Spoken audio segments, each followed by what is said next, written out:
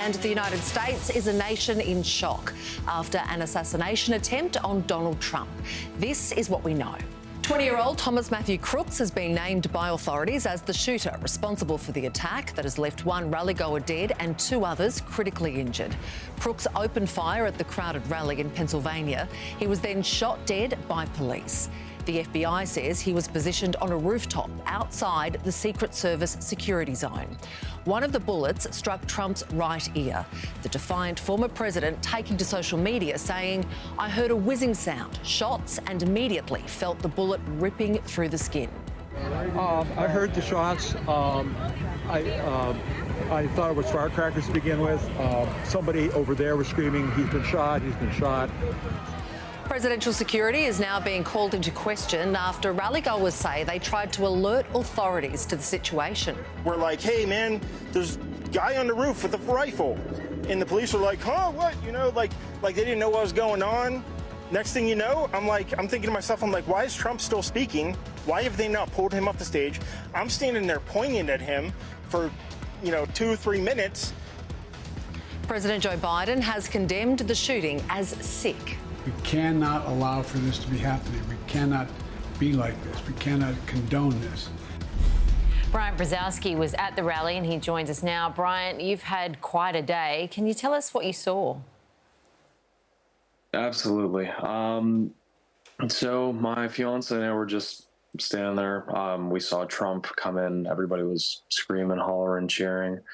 And after all of 8 to 10 minutes, honestly, of him talking, that's when we heard 3 shots in rapid succession.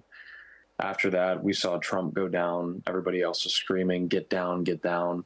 2 men jumped on top of my fiance to protect her. And then I jumped on top of 2 little girls, ages probably like 6 and 8, just trying to keep them calm and tell them that everything's going to be okay, trying to protect them. And then after that, we saw about 6 to 8 police officers, weapon in hand, running towards the shots that we heard. And after that, we probably heard about 8 to 10 shots in rapid succession. What I can only assume were the shots that took down the shooters. Did you think at the time that this had been an assassination attempt? Absolutely. I was thinking about it. That wasn't running through my head at the moment, but afterwards I was like, this was, and I hate to say it, but we got to witness history. It's an assassination attempt on not only the former president, but somebody who was running to be the president of the United States. And it was an attempted assassination. Before the shooting took place, on the way in, what was the security like at the rally? The security was it surprised me that this even took place whatsoever. I understand that people hate Donald Trump and what he stands for, but the security itself was tight. We walked in, the first thing that we saw was an armored vehicle with police officers. And then after that, it only got more stringent. We got walked through metal detectors, and at every single metal detector, there were 3 cops at every single metal detector.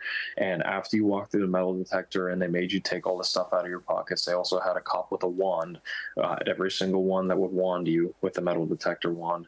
And then after that, they also had a couple dogs that I'm assuming were trained in sniffing drugs and illegal substances whatsoever, that were walking back and forth in between every single one. And that was just to get in. The security was tight. Do you think this will galvanise support for Trump and might be the moment he actually, makes him win the election? To say that it would galvanize support for Donald Trump would probably be an understatement.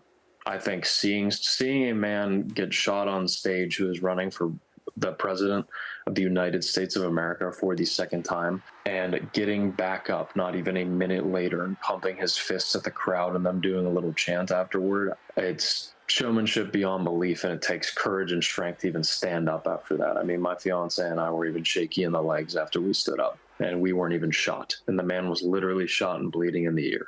I don't even know what to tell. That's top tier showmanship, and it will 100% galvanize support and make people more abundantly open about their support for Trump than ever. Brian, it's been an extraordinary day for you. Thank you so much for chatting with us.